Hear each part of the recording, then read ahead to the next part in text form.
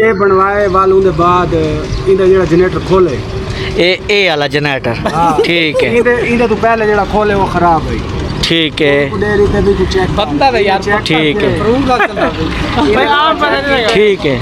check تو بعد انہیں آگے دا کڑا خراب ہے اے جنریٹر دا کڑا خراب ہے کنگی خراب ہے کڑا خراب ٹھیک ہے اچھا ان دے بعد لالا میں مالک نہ گال کی تھی این دے نمبر استاد ہاں انہیں آگے لالا سا جی تو بنوایا استاد دے نمبر دو کال تھی گئی ہے ان دا کلیم ہے اچھا یہ واپس جاتی ہے ٹھیک ہو گیا واپس جاتی ہے یہ رات کے لالا یہ جی سٹ ماری ہو ہاں ان دی اگلی جڑی کھڑکی ہے نا بیرنگ والی ہاں وہ بھی نہیں چلتی اچھا وہ پھر جا میں پھر تھا گیا مالک میں کو آگے چلتا جا گے کون پھر میں پھیرے نہیں چلتا والوں نے بھی بندہ سڈے پلاس پا کے وال پھیرے نہیں پھیرے اچھا ٹھیک ہے یہ بھرا ہے یا میرا دشمن اچھا 200 روپے مزدوری دے گی میری سنو گا اچھا ایک منٹ میں سنا کے دی ہوں لالا سنا دو جی لالا لالا اے آئے بھی یہاں کے جنریٹر کھول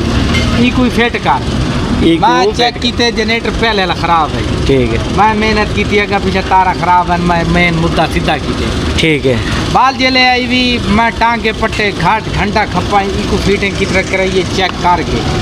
میں کہ یہ جنریٹر اوکے ہی ہے ایمان نال پوچھو بھئی یہ جنریٹر لائے نا جنریٹر ہی نے چیک کرایا ہے لالا دیکھو جنریٹر چیک کرایا اسی جیڑا ہی تو چاہ کے ہوں سا کو یہ تو نہیں پتا تو اے چاہ کے ہیں یا بھی چاہ کے ہیں یہ نمہ ایک دیکھو ڈال ہے جیدی پہ یہ بھئی چیک میں کرایا ہی کیا نہیں کرایا چیک کروایا سی وہاں جلے کو فٹ کیتے سی نا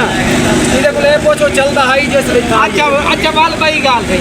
جلے میں محنت کی تھی گرمی کھپائیں ٹانگ کے پٹن کھارا کچھ لوگ سمائے کو لے میں کو آدھنی میں فٹ کر دی بات جب میں کو آ گیا لالا بھی بڑا ٹھیک ہے نا بھائی جانا بیرنگ کٹے یا دو جی اور بیرنگ کی کہانی چھوٹا یار حالت میری سنو نا میں بھی کی تھی ہوئے نا اچھا چیک کروایا ہی کو میں چیک کرایا بیرنگ ٹھیک ہے ای میں کو کہ خالی فٹ کر دے میں ہوں رکھ کے راڈ کا ہلکے ہلکے لا کے دے دے یہ لے نہ کھلوانا دے جا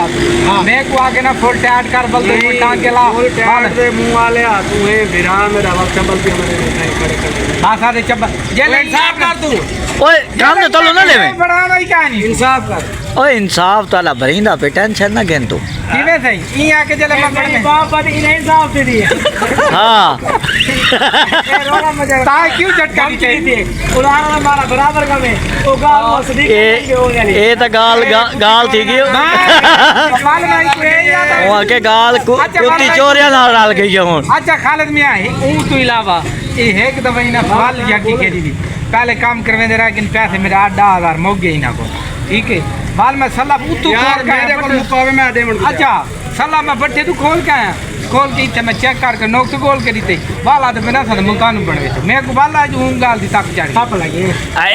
اے تو الا قصور ہے لالا شاید کھلوا میں نوک سے راک کے تمہاری تھوڑی بھائی جانا کر بیرنگ بتاوے ٹوٹا میں نہ پا ٹوٹا کیا نہیں اور میں چلتا ہوں رکھ کے دے دیتے او یار سنو او کسائیہ تھوڑا جام تھی گیا اسی ممنے نے کسائیہ جام تھی گیا اسی بیرنگ ہو گیا ٹوٹ اچھا بھائی جلے برابر دے ویسے نا اوے میں تیرے تے کوئی جرمانہ نہیں پیندا اوئے ویسے آپس وچ بھرا ہیں لیکن زیادتی کیتے نے بات نہیں آتے میں نے پیسے دے میں جل لگڑے کی ہاں اے او دیکھو سادا پیسے ہی دینا پہ آج تک تو کچر کاوڑا ودی اتا اے پکڑ